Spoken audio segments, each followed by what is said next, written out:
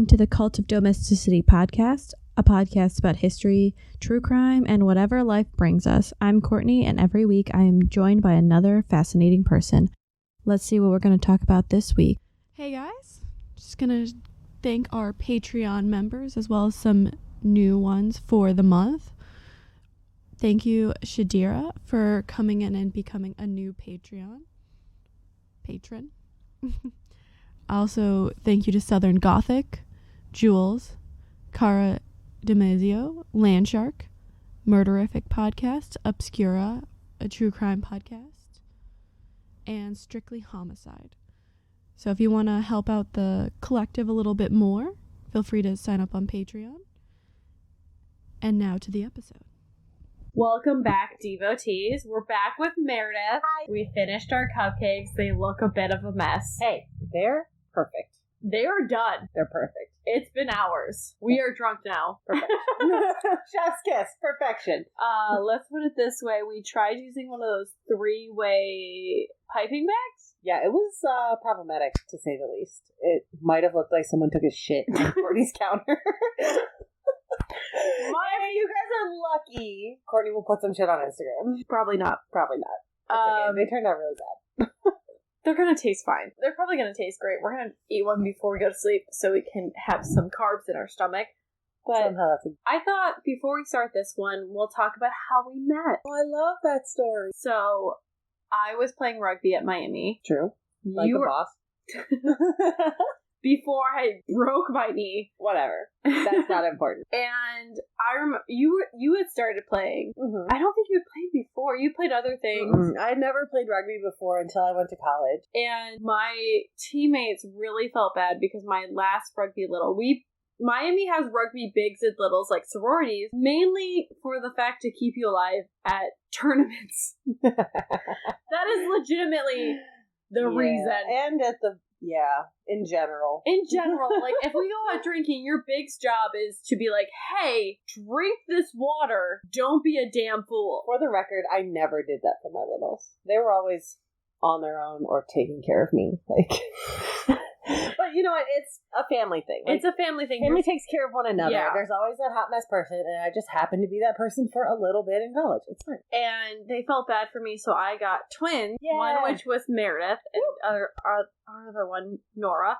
And so they were like, okay, so you have two. Conveniently, you lived in the same dorm. That was amazing. We lived like 2 rooms away from each other. I sent my friend Rachel, who's been on this podcast, to go drop off your gifts. Is that the girl that my roommate, Yeah.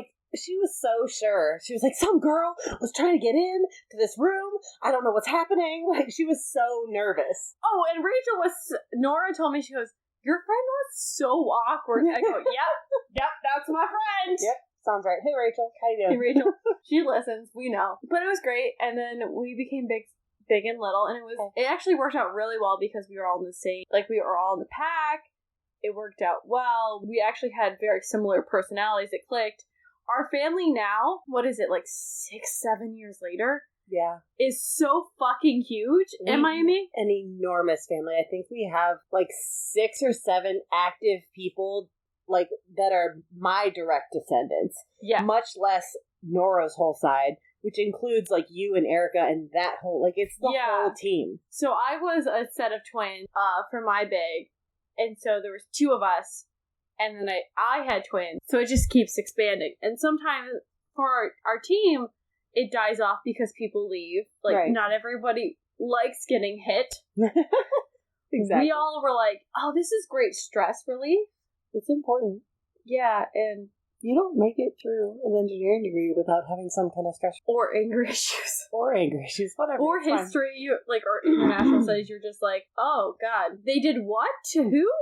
It's always so funny. I'll be talking to, my coworkers or, my law school buddies or whatever, and I'll just be casually recounting, some of the horrible injuries that I've seen on the field.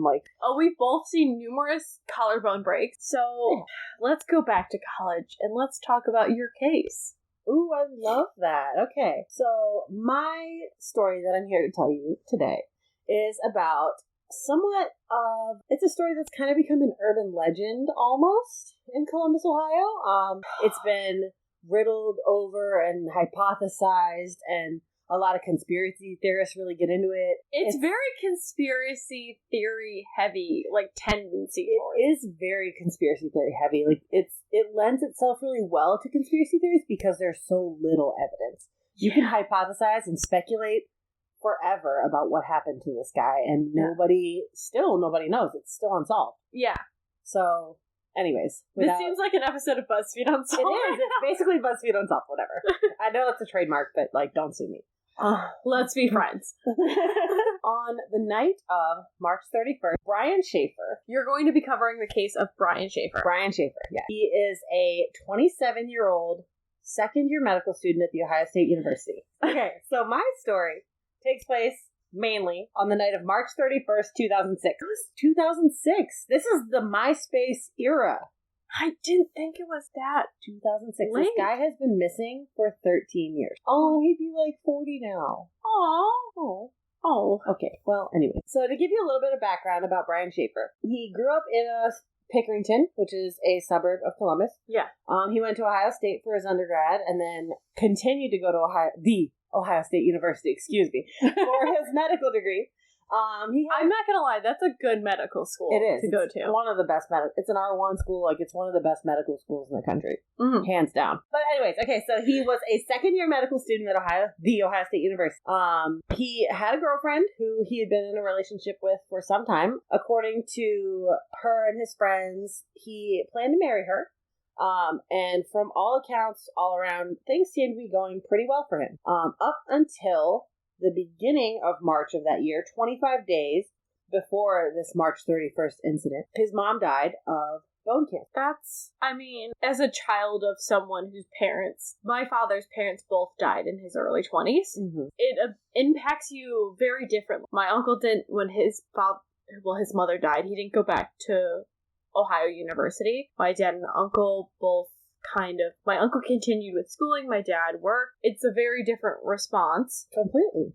But if you lose someone like that, it kind of tilts, like, depending on your relationship, it tilts your worldview extremely. Oh, completely. It's a completely mind-altering event. Like, there's no way that you're going to recover from this type of event and be completely the same as you were before. Yeah. So according to his friends and, close family members and everything, he was clearly in grief, but he seemed to be handling the death of his mother fairly well. Do we ever handle grief well? I think he did. He seemed to. All evidence suggests that he did. Other than the normal stresses of being in medical school and everyday life in Columbus, which I'm sure those stresses are absolutely enormous. Dealing with the constant construction. Right. The constant construction around Ohio State's campus is very stressful. As a person that lives there, it is a lot. So other than the, I'm sure, enormous stresses of medical school, Brian tried to lead a very relaxed lifestyle. According to his parents, he idolized Jimmy Buffett and said that if medical school didn't work out, wanted to go and be a musician and live in the Caribbean. And smoke some ganja? Maybe? I'm not sure. My research didn't yield any confirm nor deny results. This is a very lawyer answer. Okay. Cannot confirm nor deny. Also, if you hear noises in the background, my heater's on. We can't do anything about it. The heat is coming on. We'll either freeze to death or that'll come on, and it's chosen to come on. I'd rather freeze, but it's okay. Med school is going well. His grades were good. He was just kind of, chugging along, doing his classes, doing all that, learning the doctor shit. Cutting things, learning about organs and chemicals and people and how they all work together. One spring semester, he had just finished his classes for the week, and he went out to dinner with his father. As you do. Right. He went out for a steak dinner and then was planning on going out with friends that night to celebrate the beginning of spring break. Because why not? It's spring break. You got to party a little bit, We both went to Miami, so we both experienced Green Beer Day. I love Green Beer Day. What a holiday. I did not like Green Beer Day because it started too damn early. I loved Green Beer Day because it started so early. Basically, pre-spring break is a big, especially in the States, drinking holiday. Yes. College students go out because you could get hammered and then just drive home hungover. There's no consequences. There's no academic consequences to getting hammered before spring break. Especially in medical school. After spring break. During spring break. All of the above. Whatever. The week of spring break. Exactly. Before spring break. Like, it's fine. Get drunk all the time. Back to my story. Yes. Back. Okay. So Brian Schaeffer went out with his dad for a steak dinner. His dad noticed that he seemed tired because he had been pulling all-nighters earlier that week because he had exams all week. Because it's midterms and, spring break. And of course, you're not going to stop going out because you're tired. Absolutely not. I was not in the rule book. I totally did. You did. I did not. Whatever. Brian did not. He went out and he met up with his former roommate, whose name is William Clint Florence. So he went by Clint. He met up with Clint about 9 p.m. for a bar crawl that started at the Ugly Tuna Saloon. That's so early. So if you're an Ohio person, you know where Gateway is and all that. So Ugly Tuna's like right in the middle of that. But yeah, so that's where their bar crawl started. And 9 p.m. is very early to start a bar crawl. But you know what? Good for them. Well, you know what? I guess if you're starting a bar crawl at 9 p.m., that's good because then you can tell the bars before it gets busy so you don't piss off the bartenders. That's true, but some bartenders don't want crawls until later. No, I think they would want them earlier. I remember in Oxford at least, there were a lot of bars that had no crawls until after 10:30 or no crawls until after 11. I think they just don't want it. They just don't want you crowding them. That's, I'm sure. Big Tuna. They started at Ugly Tuna. Yes. Tuna, yes. So they went on their bar crawl.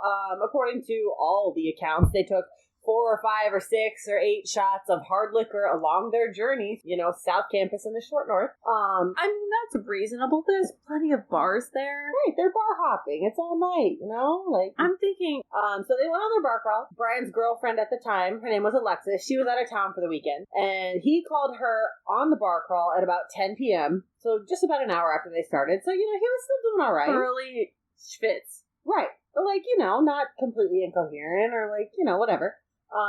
So he called her about 10 p.m. She just kind of checked in, and I guess they spoke, and she said he was doing fine, nothing out of the ordinary, just, a pretty normal night out for Brian and his friends. So, he wasn't depressed over his mom, he wasn't overly stressed about his exams, he was just, just chilling. He's probably letting exams, because, you never know how you're going to do. Exactly. You can't control the situation with your mom, so you're just not dealing with it. Everybody processes in their own way. Brian just happened to need to go get hammered that night. So, anyways, Brian and Clint, they bar hopped around campus in the Short North. They took a bunch of shots along the way. Then they met up with their friend, whose name was Meredith Reed. Hey. They met up with her in the Short North a little bit after midnight. For people who don't know Columbus, Short North is where there's a giant market. Yeah, there's a market. There's a lot of bars. There are a lot of bars. There's pretty much every kind of bar that you can imagine that you could possibly want to go to. I actually spent all of last Saturday running around the Short North looking for my best friend on his birthday. I woke up with a ton of stupid bar stamps on my hands, and I had no idea where they were from. But it's fine. Yeah, so it's kind of I would say it's pretty trendy. It's trendy for Columbus. It definitely attracts a very young crowd.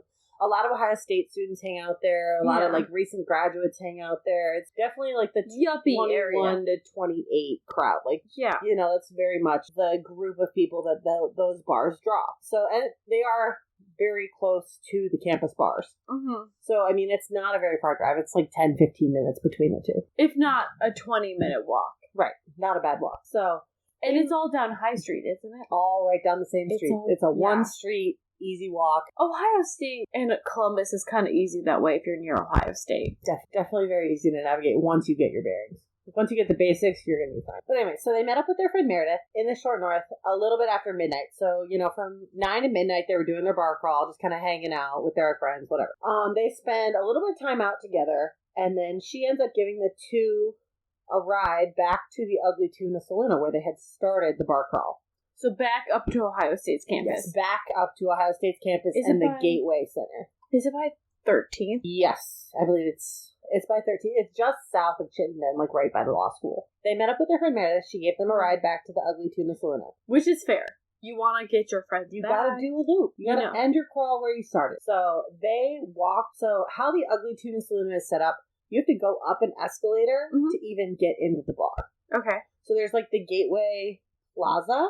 It's like this big kind of sidewalk. It's almost like a mall of bars. I like it. Right. I'm all about it. It's a really fun like place to go, but you have to go up an escalator to get to the front door of this bar. Okay. So there's the escalator in, and there's an emergency exit with some stairs out the back. And they're...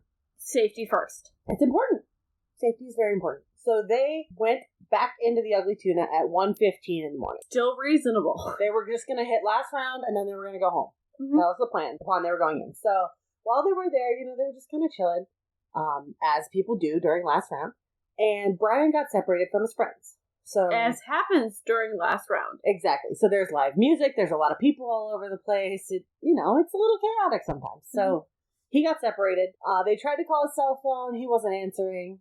Again, it's like, what, 2006? Yeah, 2006. So imagine your cell phone in 2006. I had the iconic. I had a Sing flip phone. Amazing. Brian had a singular phone. I chucked it at the ground to prove to people how indestructible it was. It still worked for 2 weeks before it crapped out. That's amazing. Wow. I miss those phones. Wow.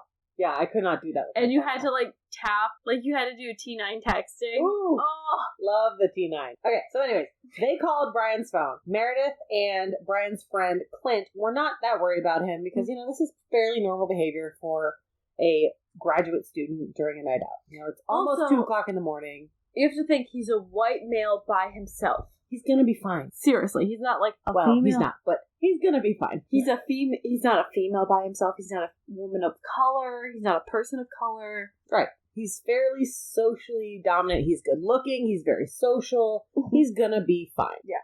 They safely presume that he was gonna be fine. So he, was out socializing, doing his thing, having fun. And according to the security camera footage from the bar, he was outside, just socializing with these 2 young women who were mutual friends with his current friends. And the last time he was at 1:55 a.m. So apparently he said goodbye to these 2 young ladies. Yeah. And took a couple steps off camera as if he were to go back inside the bar. It looked like he was walking towards the entrance. Yes. And then he was never seen again. So he could have walked inside. Could he have gone anywhere else? So the only way he could have gone anywhere was if he were completely off camera. The cameras inside the bar did not show him coming back in. Cameras outside the bar covered the escalator. Okay, so he didn't that go was down? The only method of getting out to that sidewalk. The only other way he possibly could have got out of that building, other than the emergency exit, was a freight elevator. Okay. So at the time, the building was under construction. Yes. And this freight elevator was unwatched by security cameras. That seems like an oversight issue. It would have been incredibly cumbersome for his 6'2" frame to get down a freight elevator, rung by rung, climbing down this thing. And also, there was a security camera on the sidewalk from all the other bars because this Gateway Plaza, in order to combat increase in crime in the neighborhood, a lot of the bars in this Gateway Plaza have adopted security. For people who don't know, so Ohio State, there's a big homeless problem because Columbus is constantly fucking expanding. It is the Pac-Man of Ohio in that it keeps numbing all around its surrounding areas because it's so flat. It can. True. And basically you have Ohio State gets people who are very smart, people who are very athletic, people who manage to afford it, and then everyone else. So they're completely a catch-all. It's one of the biggest schools in the country. You're gonna get everyone. Yeah. And the neighborhood is a mix. It is. So you have people who are all college campus kids, you have people who are lower income. It's a hodgepodge. So you do get crime. Like, my brother has told me when he lived there, they had people get robbed right outside of their apartment. But there's also really nice areas. Correct. So it's a mix. So all these bars naturally are like, okay, we know there's drunk kids. We know there's drunk rich kids. Let's throw some cameras up so we can protect our asses. Exactly. We gotta have some kind of evidence because where there's drunk people, there's gonna be problems. So you have to have some completely reliable account of what happened that night, or else you're gonna have he said, she said, and no one remembers anything. Especially drunk rich people, because they will sue. Yep. We both went to Miami. We know how this goes. And I'm in law school. What? Yeah. Well, especially drunk Miami. Rich kids are insane. We both went to Miami. We both know how drunk rich kids go. Oh my god. My daddy will sue you. after Brian had apparently disappeared, which happens when you go out. So Meredith and Clint and Brian did not have that one sober person. They did not have their sober cat wrangler. They did not have their cat wrangler extraordinaire. I'm sorry to report that they did not have that. That's tragic. So when the bar closed at about 2, Meredith and Clint went outside and they waited and watched, the gaggle of drunk people exiting this bar and going down the escalator and going about their night. That's smart. Right. He has to come out. They kicked everybody out, so they're like, you know what, he's got to be in this crowd somewhere. Let's fucking watch. Let's see who comes out, So they presumed that he would be still inside socializing and would make his way out with the crowd. Yeah. When they didn't see him leave the bar with the crowd of students and, everybody else that was in there, they assumed that he had just gone back to his apartment, called it a night, and just not mentioned it to anyone. Which is normally what happens. Or you, hooked up or something and you go home. Right. You either found someone or you just left. Mm-hmm. So, he's got a pretty committed girlfriend. It's not very likely that he's going to be, meeting some girl and taking her home and whatever. You never He's know. about to propose to this girl. There's no way. Drunk. That's true. It could happen. But anyways, so his friends and his girlfriend they're like, all right, cool. We'll try him in the morning. They go home. They go about their night. That's it. They call it. Yeah. So the next morning, they start calling him. They start calling Brian. As you should. As one does. They're like, hey, what happened? I know I've done it to you. You've done it to me. Exactly. You gotta We've done it to friends. You gotta find hey, them. You alive, bitch? Exactly. Honestly, with the advent of the iPhone, Find My Friends, it's amazing. You can just know where people are. Be like, she's home. Solid. So Meredith and Clint and Brian's girlfriend Alexis tried to call him the next morning. Yes. Alexis started calling him earlier in the morning, his cell phone and then his home phone. Exactly. So she was trying to contact him, and she wasn't too worried about it early. Assumed that he was just sleeping off a hangover. As we all do. As one does. Unless you have to work, but yes. Whatever. Right, so, she was like, all right, he's probably just sleeping. It's cool. So they actually had tickets to go to Miami for spring break. Oh, damn! 2 days after that Friday that he went out. Yeah. So she was trying to call him to talk about their vacation plans and get everything together. Spring break. Right, because she was actually at home that weekend up in Toledo visiting her family. Oh, Toledo. Yeah. So she went up. So it wasn't until that next day that his dad and brother found out that no one had heard from him since the night before. Even then, people were constantly online or texting or something. Even though it costs a lot of money, you would text at least one person. But you would say something. It's important. You got to let people know where you are. Right. Yeah, it would be so bizarre, especially in grad school, right, to not contact someone. Exactly. Or see someone. So, it's really unlikely that he wouldn't reach out to anyone. He was a really social person, and he had very strong relationships with friends and family, and his girlfriend, and everyone around him was very important to him. So he definitely put a lot of emphasis on those relationships, and he wanted people to know that he was, safe and taken care of and everything. He would usually talk every night. He would call his girlfriend, and they would talk, regardless of if they were together or not. Obviously if they were together, they would talk in person, but they would talk on the phone every single night. Damn, I'm impressed. I know, right? Commitment. But what's that like? Anyways. So his dad and his little brother Derek are actually the ones that filed the missing persons report, because that next day his dad called Derek, and Derek went over to Brian's apartment. Okay. And found his car was in his spot. All of his books were very neatly on their shelves. Everything was very well organized, exactly as Brian usually kept it. His bed was made. It didn't look like anybody had rushed out. There was nothing missing. His cell phone was not there. It was with him, apparently, at the time. So basically, it looked like he went out for the night. He had preset everything. Right. Planned to come home. He had never come home, though. He never came back. Do we know where his... Somewhere on campus. I don't know exactly where. So it was within walking distance of, the Ugly Tuna. Yes, completely. Okay. And if you want more information, the website that his little brother set up is called findbrianschaffer.com. Okay. And that is where a lot of this information can be found. The location of the Ugly Tuna, the location of his apartment, and the general details of when he went missing. Okay. That's all available there. So online sleuths, let's do that, but let's not be negative about it. Right. Key thing. Definitely. So the day after, Derek went to his apartment. His dad ended up going there as well because he heard, everything's in order. I don't know where this guy is. They ended up filing a missing persons report that day. Okay. And then his girlfriend basically got in on it the day after when she got back from Toledo.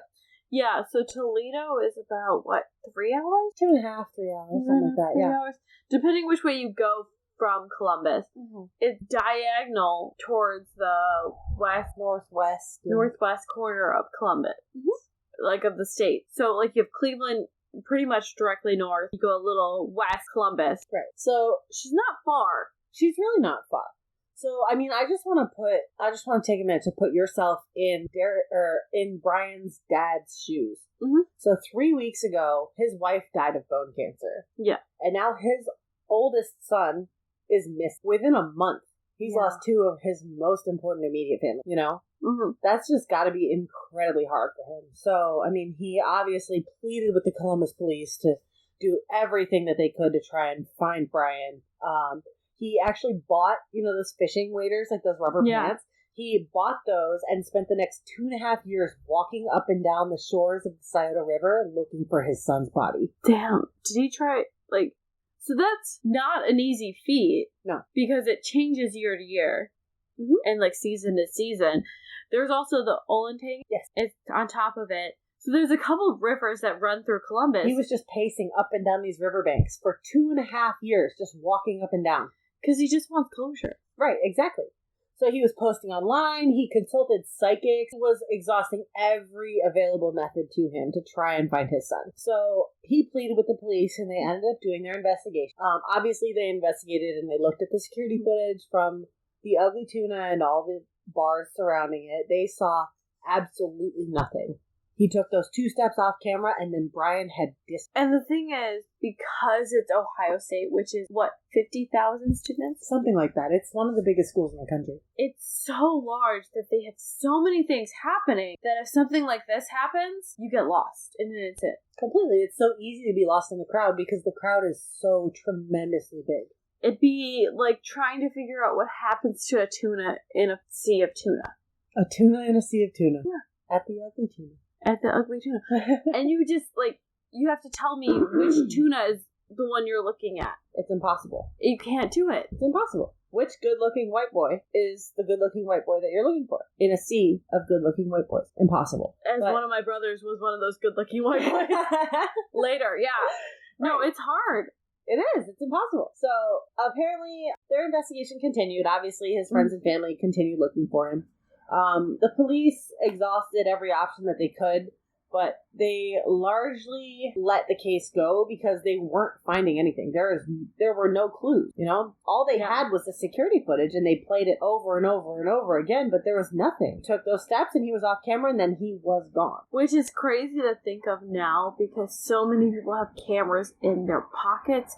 There's extra cameras. They're everywhere. Absolutely everywhere. You can't imagine disappearing. Right. In this age of emerging technology, his girlfriend called his phone every single night, even after he went missing. For months, she called him every night. And about 6 months after he went missing, in September, one day it connected. It finally connected. Oh my god, how much panic do you think you have? Insane amounts. I would freak the hell out. She said that she never knew, she had no idea what she would say if someone picked up. She had absolutely no idea. Well, I mean, I don't think anyone could. Right. There's no way. What do you say to your almost fiance, this man that you were planning to spend the rest of your life with, effectively? Yeah. If he just answers the phone 6 months after going AWOL. Yeah. That's just wild to me.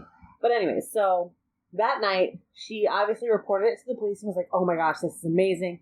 This phone finally connected. What can you do to find him? Yeah. So his phone pinged off of a tower in Hilliard, which is another Columbus suburb, maybe 20, 25 minutes from Ohio State. So, north, what direction? It is west. So a little bit north and a lot west. Around the circle? Yes, outside of the circle, west.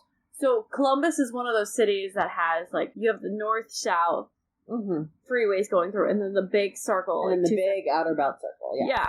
So it's outside of that. Yes. Which means it's pretty far outside. Right. It's a good distance away. It's actually 14 miles from the location of Ohio State campus, from the Ugly Tuna.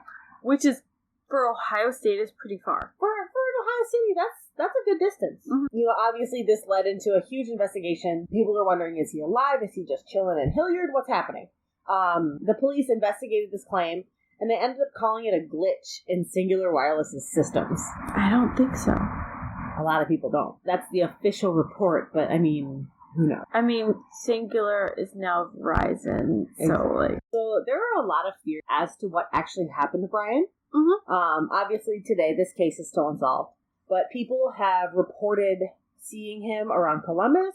There's a lady who reported seeing him working in a diner in Michigan. I mean, if you're gonna get as far away from Ohio State, go to fucking Michigan. Go to Michigan. Because for, again, international listeners, Ohio State and Michigan University. University of Michigan. So Ohio State and University of Michigan are nemesis. Yes. Nemesis. They absolutely hate one another. They hate one another. Like, there's, like, people from Ohio State will be like, I don't give a... What is it? Damn about the whole state of Michigan. I'm from Ann Arbor. I really shouldn't be singing this shit. And, like, Ann Arbor has their own thing back. Sorry, Ann Arbor. If you're listening, I love you. I grew up in Cleveland. We don't give a shit. We just are happy to have a winning football team. So, right. So he was reported to be seen in Michigan. There were also reports in New York. There were a couple reports in Atlanta, and there were reports even in Sweden. I mean, why not? Universal healthcare is Get out, man. If you're going to get out of Ohio, just go for it, you know? I mean, isn't that how normally people go? They're like, I'm going to get out of Ohio. I'm not going to go fucking Pittsburgh. I'm going to go across country. Let's go to Sweden. Like, let's go. Let's go. Let's go. Go. Exactly. So there are a lot of really wild theories surrounding his disappearance, but my personal favorite, there was an online tip from a guy who introduced himself as Jesus. I mean, as you do. Strong start. He said that Brian was in an altercation with two guys at the bar. Okay. He said basically he got in a bar fight with these two dudes. It's Ohio State. Right. Possible. And this fight ended up knocking him unconscious. Okay. Which, I mean, that's pretty rough, but... Possible. Bar fight, you know, not terribly unexpected. But according to this man named Jesus, when Brian woke up, he had a black dick in his mouth. A quote, huge black dick in his mouth. Who doesn't wake up that way? As one does, I guess. So according to this account, those men then shot Brian in the head, burned his body, and had sex with the ashes. After the black dick. This sounds like a game of Cards Against Humanity. I know. It's insane. I mean, I'm drunk, but not that drunk. Yeah. So, obviously, this theory has been debunked by the police. They investigated it to the best of their ability, but these are wild claims. Security footage doesn't indicate anything actually happening to this effect. You'd have to drag the body out. Right. You would, one way or the other. Exactly. You would absolutely have to move a body around, and that would be caught on one of the hundreds of security cameras, not hundreds, but dozens of security cameras around Gateway. Yeah.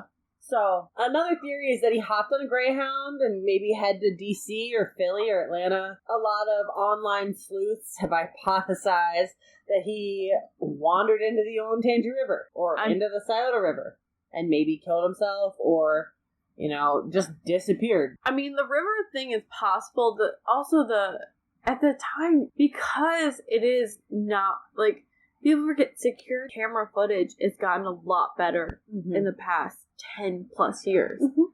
So he could have just hit him, like, made sure to miss all of them. He could have. And to be fair, the footage is grainy, but it's very distinct, and you can tell what he was wearing. You can tell that it was him. You know, it was very... They were able to identify him from this footage, so why wouldn't they be able to identify him leaving the bar? What if he changed? They have said that it was possible that he maybe put a hat on, maybe he changed his clothes, maybe he did that while he was off camera. Yeah. Police have admitted that. Other theories include people saying that maybe Brian never left the Ugly Tuna. Maybe he's still there. They chopped up his body, put it in a keg, and rolled it out the door. Okay, you couldn't get in a keg. Okay, maybe they, manipulated it. And put it in the ceiling or something and shit? Right. I mean, anyone who smelled a college bar... It smells like death. It smells horrible. It does. That's true. So, obviously, there's all these wild speculation theories about what happened, and no one really has any answers. It's because there are no clues surrounding his disappearance. He just walked into the bar and then was gone. That's it.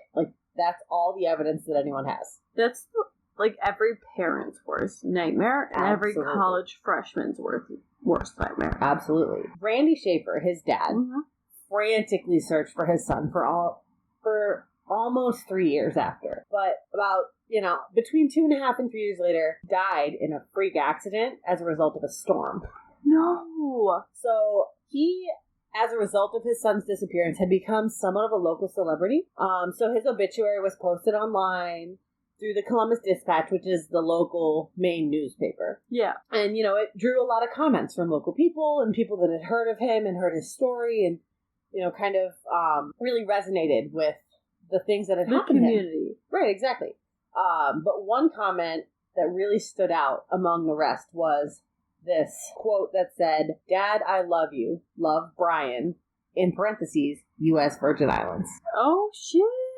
Right? It's wild. So the police investigated it, and they gave it a lot of credit because Brian had been so drawn to this tropical lifestyle. He said he idolized Jimmy Buffett, and he loved to take vacations to Miami and the Caribbean, and he was all about that, relaxed tropical life. But this claim ended up turning out to be a hoax. They investigated the IP address and said that it was posted from a public computer in Columbus, Ohio. Internet trolls strike again. What if it was him and he just wanted to... Maybe. We don't know. This is about 2009, I want to say. So maybe he used, he's still in Columbus. He's just fucking with people. Maybe he was there. So to this day, there are still online forums for people searching for Brian, including that website that I talked about earlier. And that website is maintained by his younger brother, Derek, who is the only remaining family member of that group. See that he's the only remaining one. I know, it's wild. Like, could you imagine, your mom dies of bone cancer, your dad dies in a freak accident, and your brother just disappears. And then you gotta feel, really alone. But, anyway. So this was not a completely negative event, though. So as a result of Brian's father, Randy, his relentless pursuit of these answers surrounding his son's disappearance, he lobbied very aggressively to the state legislature of Ohio for them to establish a standard protocol for when people go missing. Good for him. We need it. Because according to Randy, when people go missing, whatever happens is left up to the municipality. It's up to the local police to figure out what to do. If you look at Ariel Castro, it was the same thing. Mm-hmm. So there's so many cases in Ohio that's like that. Exactly. So there was very aggressive lobbying on Brian's behalf to try to figure out what standard procedures should look like when people go missing and what are these best efforts and how should we figure it out. So that's the story of Brian Schaeffer, a man who walked into a bar and disappeared into thin. What do you think happened? I think he just put a hat on and walked out a different door. That's what I think. I know it's a very boring theory, but I think he put a hat on, walked out a different door, and just disappeared. It's very plausible, though. Could you imagine being in medical school, your second year, your mom dies, maybe your dad, maybe him and his dad didn't have the greatest relationship. Maybe he was just done pressure. With it. Exactly. The pressure of being at such an elite medical school in such a competitive environment. What if he's that well? Really? Exactly. Who knows? Maybe he was nervous about proposing to his girlfriend. By all accounts, he was going to propose on that trip to Miami that was planned on Monday. All of his friends said he was about to propose. Maybe he just wanted to walk away. After his mom died, he just snapped. Exactly. I could see that. I don't know. My thought is either he's hiding, so he either did the hat trick, or he's dead. There's no in between. Right. There's no in between in this case. And that's the hardest part is for this case is his family has lost so much. Mm-hmm. And I tend to feel that he's towards his dad. Yeah. Because I would think that he would at least try to make some kind of contact with his little brother, unless they had some kind of enormous falling out. Yeah. Or some enormous personal issue between the two of them, which no one seems to indicate. Yeah. So, thank you for coming on. Of course. Next week we'll have a new person. I know. It's okay. Let us know what you think happened. Yeah, absolutely. I want to hear your theories. I'm so intrigued. What do you think happened to Brian Schaeffer? Solve this case. Let's do it. Let's do it. And we'll see you next week. Okay? Bye. Bye. Even though we live abroad, as women of Indian origin, we have a common thread that binds us together because of our strong cultural background. NRI Women is a platform for women to share their stories and experiences on various topics. Our podcast is about inspiring NRI women and their amazing stories. Some of the stories we've covered include growing up in a joint family in India, adopting a child as a single woman, and rebuilding one's life after the loss of a child. Take a listen.